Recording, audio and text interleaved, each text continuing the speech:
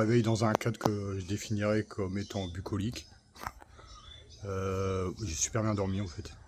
Bon, parfois on entend des trucs qui tombent sur le toit, on entend des oiseaux, il y a peut-être des chauves-souris aussi. Mais bon, des chiens qui aboient au loin, parfois. Mais franchement, c'était vraiment tranquille, quoi. Par contre, c'est marrant parce que là, la douche, l'eau elle est chauffée naturellement, quoi. Voilà, quoi. Hier, j'ai même fait une lessive à la main, sans mauvais jeu de mots. Et franchement, c'est agréable de revenir à certains fondements d'avant. On vit un petit peu dans la nature, à la sauvage. J'étais un moment avec le patron de la guest house, il me dit que ça, en fait, ce sont des pommelots. Les pêtes de pommelot, et c'est un fruit qui est beaucoup utilisé pendant les périodes de fin d'année notamment.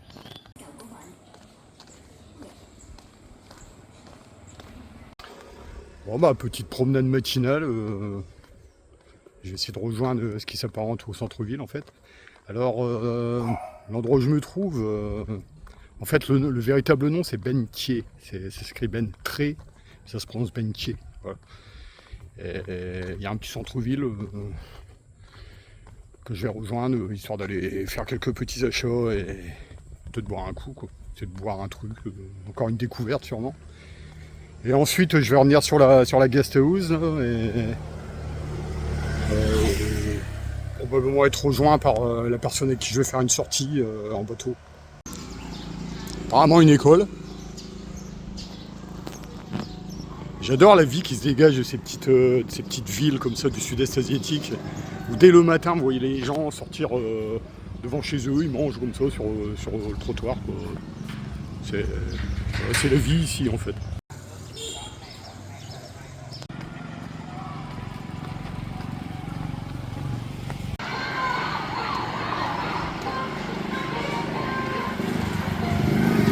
Alors ici les écoliers c'est uniforme, hein. Vous les voyez dans la cour, là ils sont tous rassemblés en rang, et voilà quoi. Et ça chante dès le matin, il y a une espèce de chant qui est diffusé. Vous entendez tous les enfants chanter, quoi. Ça c'est typique pareil du sud-est asiatique, hein. Alors, en Thaïlande c'est pareil, hein. Vous les voyez, ils ont tous l'uniforme. Alors il y a une forme de respect des institutions, je dirais. Je suis ce qui s'apparente à une espèce de supermarché, quoi. Supérette on dira. Là, au coin à gauche là-bas c'est un peu le carton le matin.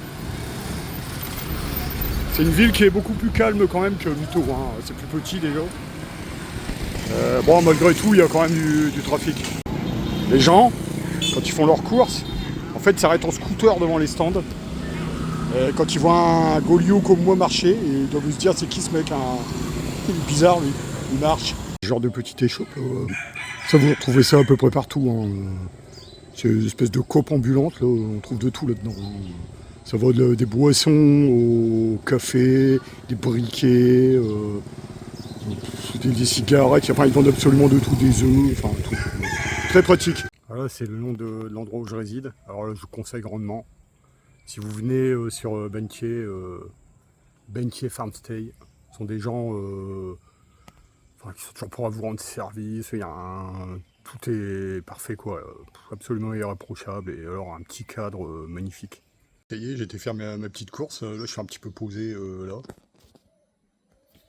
Je vais faire des petits achats et on va se préparer à la sortie. J'ai acheté ça. Ça, j'adore. On trouve beaucoup dans toute l'Asie, hein.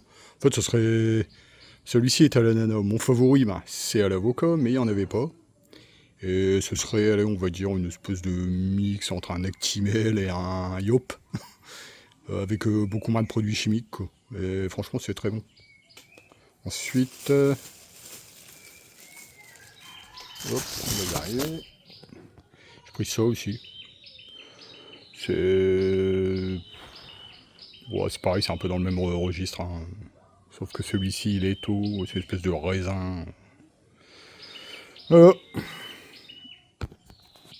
Alors, ici au Vietnam, il y a, dans l'histoire du Vietnam, je dirais, il y a un personnage qui a joué un rôle fondamental. C'est quelqu'un de... Vous allez dans tous les foyers vietnamiens, Vous voyez des portraits de ce personnage, c'est Ho Chi Minh, qui a donné son nom d'ailleurs à la ville de Saigon, qui est devenue Ho Chi Minh Ville.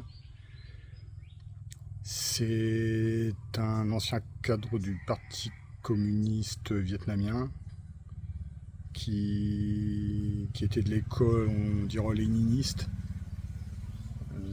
Il avait une vision qui s'écartait pas mal du stalinisme en fait. Notamment pour l'émancipation de la femme au Vietnam. C'est quelqu'un qui a eu un rôle actif pour combattre le colonialisme français, entre autres. Et ensuite, pendant la guerre du Vietnam, avec les Américains. Un personnage passionnant. D'ailleurs, il y a quelques ouvrages qu'il a écrits que je vais essayer de découvrir. Quelqu'un qui a une grande aura ici. Allez, on va se tenter, sans avoir suffisamment de connaissances, hein, à dire que ce serait une sorte de général de Gaulle d'ici, quoi. Et voilà, donc Ho Chi Minh, personnage très important. Alors, dégustation d'un petit soda Viet Croc. J'avoue pas trop ne savoir ce que c'est. Bien entendu, comme d'habitude, tu as le petit verre de bienvenue, hein, systématique. Voilà. Des altérations. Alors une fois, je ne sais pas ce que c'est. Il me semble que ce soit de la myrtille. Et c'est un délice. Encore une fois, encore une surprise.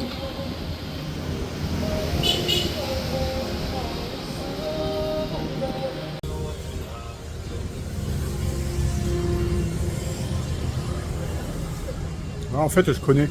J'avais déjà goûté au Thaïlande, à Kanchanaburi. En fait, dedans, c'est des billes, des espèces de billes acidulées. C'est super bon, super rafraîchissant. Tu bois et tu manges en même temps, en fait. Alors, totale improvisation. Finalement, dans mon cheminement de réflexion, j'ai diverses possibilités. Je voulais aller sur Sadek. J'ai regardé en termes de logement, il n'y a pas grand chose. Ou alors c'est éloigné de plus de 20 km de Sadek. Il n'y a plus grand chose de disponible, ouais, je me suis pas un peu tard. Hein. Ensuite, j'ai parlé un petit peu avec le patron de la guest house concernant un autre point d'achoppement qu'il y a dans le delta du Mekong, qui s'appelle Kanto. Kanto, c'est mytho, en fait, c'est la même chose. Il doit y avoir un boss aussi là-bas, je pense. Et il y a beaucoup de similitudes, en fait, hein, c'est assez important. Donc, après avoir mûrement réfléchi, je me suis dit que finalement demain, je vais retourner sur Ho Chi Minh Ville. Et pour une nuit, et reprendre un moyen de transport pour aller pour rejoindre la côte, côté est, pour rejoindre la ville de Phan Thit. Ça va changer, je vais dire, ça va être encore une autre sorte de panorama, je dirais. Le delta du Mekong, voilà, j'ai fait Mito et donc ici Benché, qui apparemment sont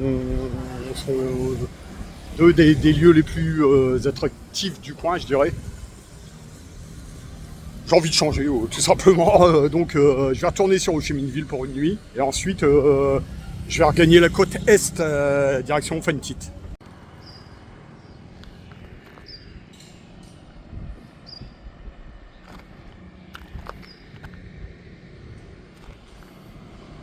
Alors, vous voyez ici Benché, c'est pas mal, hein. Mais en fait, c'est assez vide. C'est bizarre parce que c'est... Contrairement à Mito, qui est une ville assez importante et il y a beaucoup d'activités, ici, c'est également assez ample. En revanche, il n'y a pas grand-chose, quoi. Bon voilà, après, j'ai aucun regret, hein. Je suis pas venu ici, moi je suis venu principalement pour la petite expérience in the jungle, là. J'ai aucun regret, hein. Seulement, j'ai envie de changer un petit peu de... je me dis que finalement, ça fait 2 semaines que je suis ici, qu'il me reste une dizaine de jours ici, 10 jours ici en fait. Et que j'ai envie de voir autre chose aussi un petit peu. Le delta du Mékong, ouais, j'ai vu le Mékong, j'ai navigué dans le Mékong, maintenant j'ai envie de passer un peu à autre chose. Hein. Donc je pense que voilà, comme je disais, je vais retourner sur Ho Chi Minh Ville demain. Et ensuite je vais organiser un trip vers Phan Thit. Superbe ville là ici.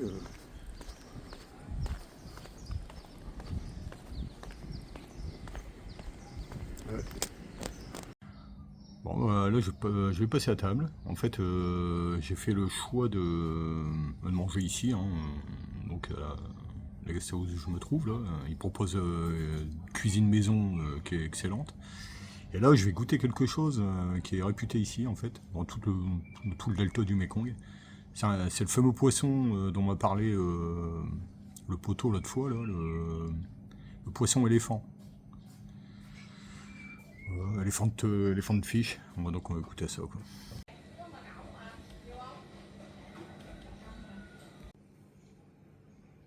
Ici, en termes de repas, on fait jamais dans le détail. Hein. Vraiment tout ce qu'il faut. Et c'est pas fini. Il y a encore autre chose qui arrive là.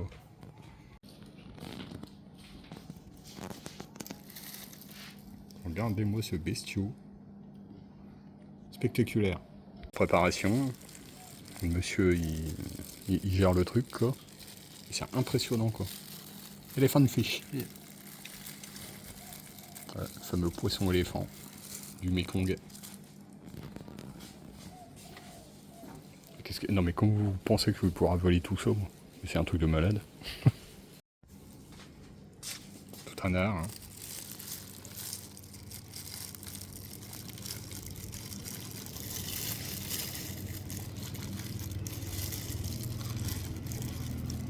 Donc après le sniper en Thaïlande, je vais goûter au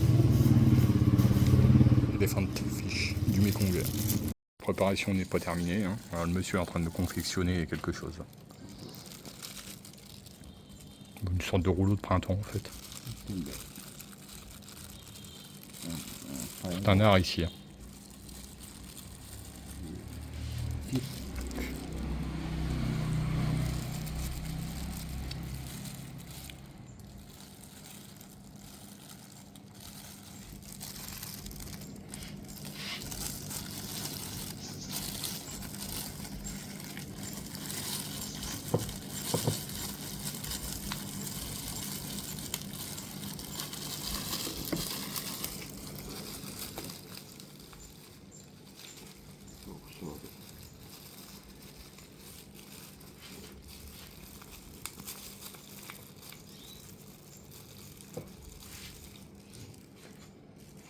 Une feuille de riz. Hein.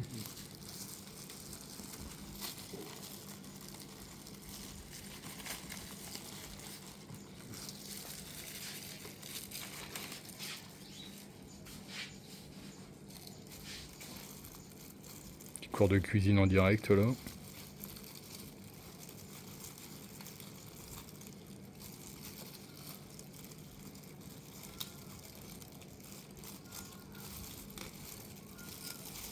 Et à la fin ça donne ça. C'est un espèce de. Ouais, c'est un rouleau de printemps en fait. Et puis on trempe ça dans une sauce qui est une sauce aigre douce.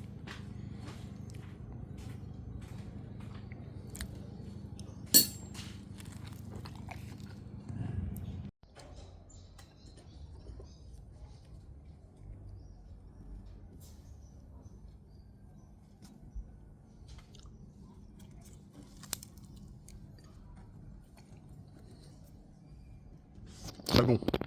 Alors cet elephant fish là, c'est carrément validé. Hein. C'est fin, c'est fondant, c'est un régal. Alors Jérôme, si tu regardes la vidéo, je pense que tu es en train de kiffer là. Hein. Je ne doute pas un instant que tu es en train de kiffer quoi.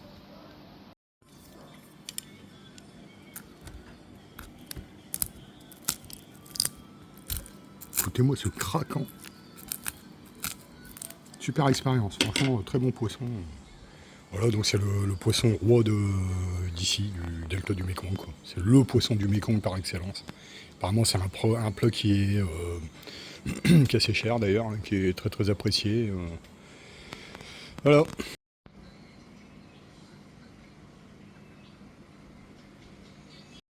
Bon ben les fins de fiche totalement validées. Je vais prendre un petit coq pour faire passer ça parce que c'est compliqué de tout avaler en fait. Hein.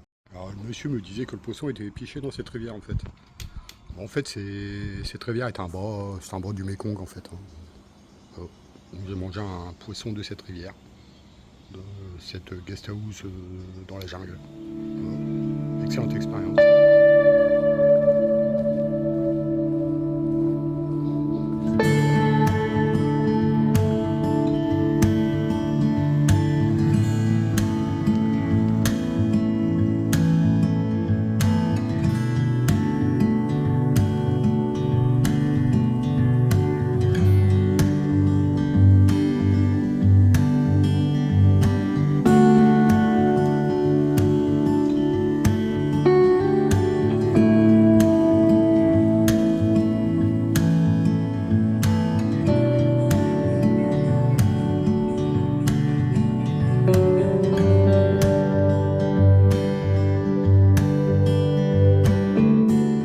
Petite promenade dans une exploitation de noix de coco là, au long du cours de cette rivière. Alors finalement le tour de bateau j'ai pas fait parce que en fait c'est le genre de tout que je retrouve 10 dans un bateau, truc bondé de touristes où tout le monde prend des photos, c'est pas vraiment pas le genre de truc que j'affectionne. Alors ici Benthier c'est intéressant par rapport au logement où je suis, c'est-à-dire vraiment le côté nature, le côté tranquille au milieu de nulle part. Par contre, en termes d'activité, il n'y a pas énormément de choses à faire, il n'y a pas trop de marché, pas trop de choses comme ça, c'est pas super animé en fait. Donc voilà, là je suis vrai, cet après-midi là je me suis encore endormi, j'ai encore fait une sieste après avoir mangé le super poiscaille, très bon d'ailleurs. Et donc, voilà, donc là, je vais me promener. Ouais. Tout à l'heure, il m'est arrivé un tour. En fait, après avoir mangé, j'ai laissé ma sacoche à l'endroit où je mangeais en fait, avec passeport, carte bleue. S'il y a deux choses qu'il ne faut jamais perdre en voyage, c'est le passeport et la carte bleue. C'est les deux trucs qu'il ne faut pas perdre. Et tout à l'heure, quand je me suis réveillé, je me suis dit, waouh! Et je doutais de où j'avais pu le mettre en fait. Et je l'avais laissé donc là, à la guest house, c'était posé, puis il y a une dame qui est passée, avec sa famille, une française d'ailleurs. Puis elle l'a déposé, elle l'a donné au responsable de la guest house, et voilà, j'ai récupéré quoi. Mais sur le coup, j'ai une frayeur quand même, j'ai le cœur qui s'est emballé, là. Je me suis dit, oh là, tu perds tes papiers et ton passeport en voyage, là, t'es un petit peu dans le caca quand même. On disait avec donc la dame qui a retrouvé ma sacoche, là. Ici, c'est tellement safe, tellement... il n'y a aucun danger, il n'y a tellement aucun danger qu'on parfois on a tendance à plus faire attention à des choses de base quoi. Vous savez, c'est tellement. C'est la première fois que ça m'arrive. Mais bon, petite frayeur quand même. Mais bon, ça va, tout est bien fini.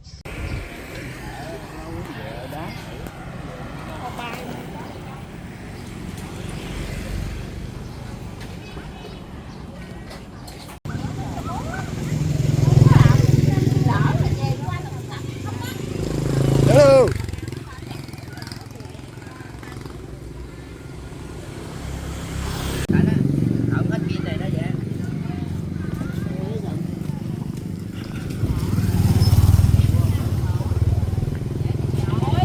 Voilà, je suis dans ce qui semble être un petit marché improvisé là.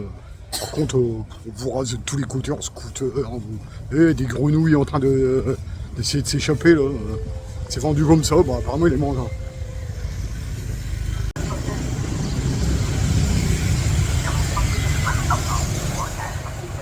La régiste du coin. Ah, confection d'un jus de canne. Ah, c'est cool. Alors, là, on va mettre ça dedans. Ça coule ici. Et à la fin, c'est très bon.